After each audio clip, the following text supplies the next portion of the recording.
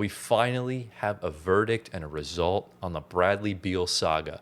Now, just for context, he obviously signed a massive extension, I think in 2023 with or he's either 22 or 23 with the Washington Wizards, which gave him like 50 mil a year, and he got a no trade clause. At the time, he was the second player in the league to get one with LeBron James. So don't know how he earned that, but basically, for those that don't know what a no trade clause is, you can veto any trade that you're involved in, making it tough to move you. And the Wizards weren't doing anything good. They were the worst team in the league, and Bradley Beal requested out, but he handpicked his destination. It wound up being the Phoenix Suns. It was like a multi-team trade that they sent like Chris Paul to the Warriors, Jordan Poole went to Washington, and Bradley Beal essentially wound up in Phoenix. Didn't really work, him, Booker, and Kevin Durant. We saw KD just get traded. Booker just signed a massive extension that we talked about last week. And now this, tweets on the screen right now from Shams Charania saying 3-time All-Star Bradley Beal has agreed to a contract buyout with the Phoenix Suns and plans to join the Los Angeles Clippers on a 2-year, $11 million deal with a player option after clearing waivers.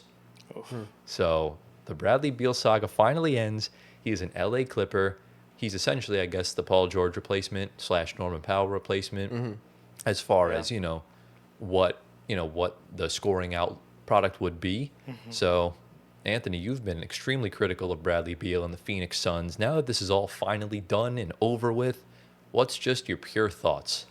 Well, I mean, so the first thought in my mind, obviously the Norm trade is a lot more understandable now because you got John Collins and Norm essentially gets sent to Miami. Beal's that replacement.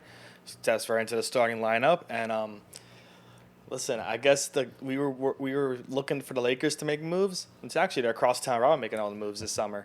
So the Clippers should be getting more attention than the Lakers because their starting five right now is looking like Harden, Beal, Kawhi, John Collins, Zubac. It sounds pretty good. It's like I said, it sounds great in theory. And your bench is Brook Lopez as well, Chris Dunn, Batum, Derek Jones. It's nice, but that starting five though is up there in age, minus John Collins. He's also kind of getting on that. Yeah, it's an old lineup, but again, it's a veteran lineup. If this lineup was like in the 2010s, we'd be saying this team's going to the finals. Oh yeah. I'd even make the argument that if you want defense, I would bench Beal and start Chris Dunn. Well, yeah. So I think that makes sense, and then Beal can run the second unit himself. We've seen what he's been able to do as a primary scorer. Yeah, right. He can take that Norman Powell role. Exactly, yeah, and exactly. This is also vastly different from this Phoenix Suns team, where essentially like Kawhi and Kevin Durant are kind of do the same thing offensively. They'll just take over and score. Kawhi though is a much better defender.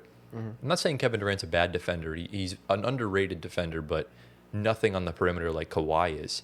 James Harden, yes, is very similar to Booker in his scoring output, but he's a playmaker. And he's an elite playmaker. So he's your point guard. Zubac is better than Nurkic by maybe like 10 light years.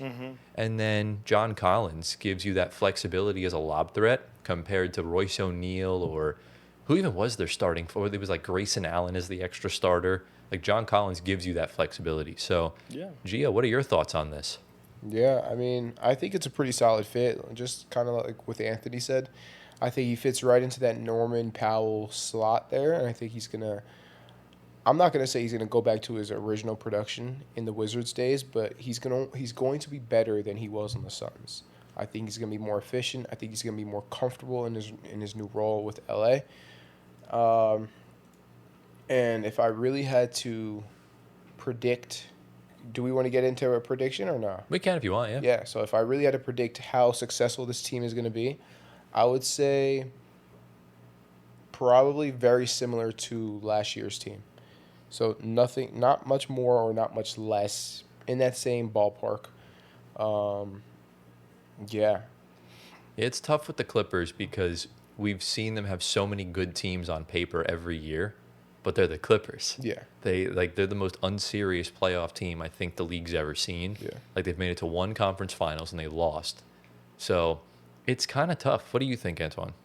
Well, yeah, I mean, it's going to be the health is a big thing. Who knows if Harden can replicate what he did this past year, where we saw probably his best years in a while. It's tough. I do think they would go probably second round playoffs regardless. If they do make moves at the deadline, if they are up there in the top 4, top 5, it'll be, of course, bench depth because their starting five is kind of set right now the way it is. So with Ty Lue's still there, I have hope in him, of course. Steve Ballmer's not giving up on his team right now. Once, of course, Kawhi and Harden move on, then you're looking at a bigger picture of, all right, now we got to start from the beginning now. And that's soon. So they're kind of throwing in the same thing with what we said about the Knicks and also the Lakers and also the Cavaliers. They're throwing in all their chips in right now. And once these old guys move on, then you kind of start back. Same. It's like what Phoenix is doing right now. You move on. Listen, right now, Matt Ashby has finally woken up and seen what good owners do. You move from KD, you get the assets back that you get. Green is great. Brooks is great. You get the picks back. Beal's a buyout. You couldn't do anything else regarding him. The draft was a hit. You got two first-round picks, one in the first pick in the second round, one in the first round, who fell to 10 to them. And you acquired Mark Williams. It's a risk, but again, your center depth is a lot more better than it was last year. Yeah. And, they are retooling. Booker's back, and, it's not really a full rebuild. It's a retooling and see what you can have put around Book, what works, what doesn't work.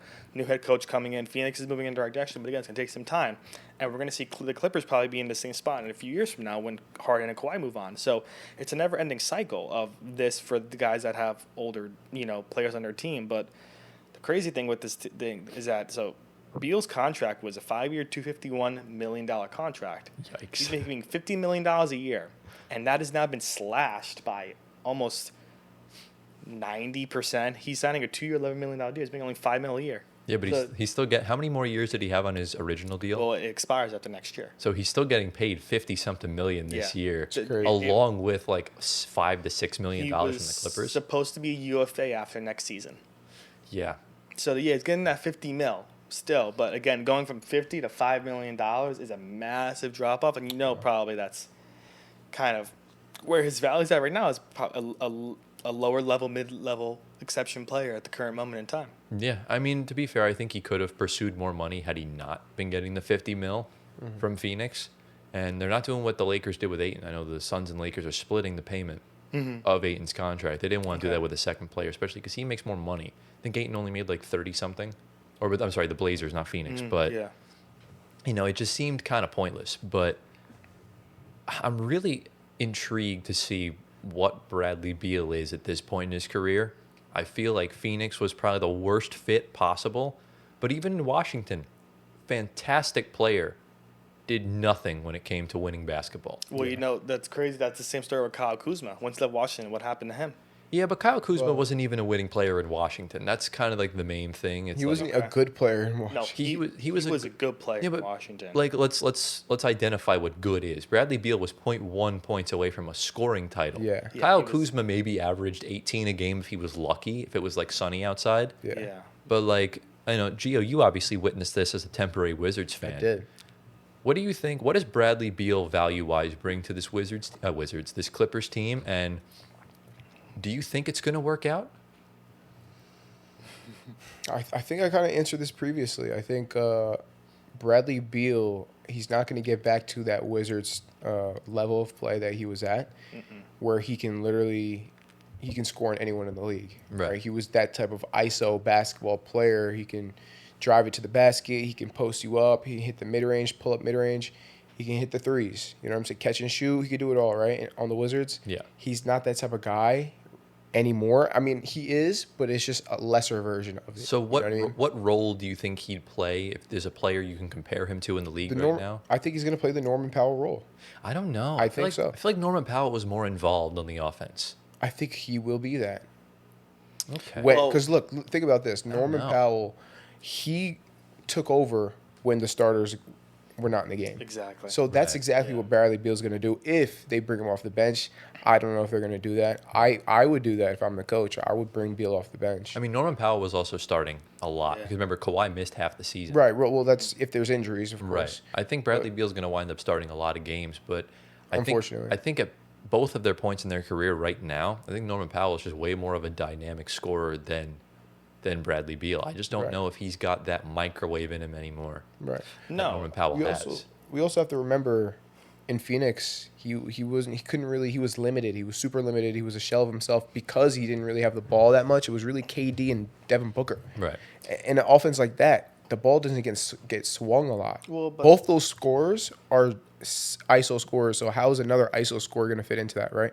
I think Beal still has decent basketball to play, and I think you're going to see that on the Clippers. Well, yeah, That's a good point. He's going into Harden and Kawhi, which is where the ball movement steps around there as well. It's interesting. I mean, if it doesn't work out, his contract's not bad. You can move it or release him. You're not losing much. He's got a player option, so Yeah. he could opt out, You know. or he opts in. He doesn't have a no trade clause anymore, so you could Exactly. ship him to Seattle if you wanted to. It's like or Mm-hmm. wherever. It's like there's no strings attached anymore to his contract, and that's the Yeah. most important thing. I don't think anybody loses here. They both win for Phoenix and also for the Clippers in just a different way. Yeah. It's just, the sticky situation is over. Phoenix now has nothing to worry about. Just rebuild, retool.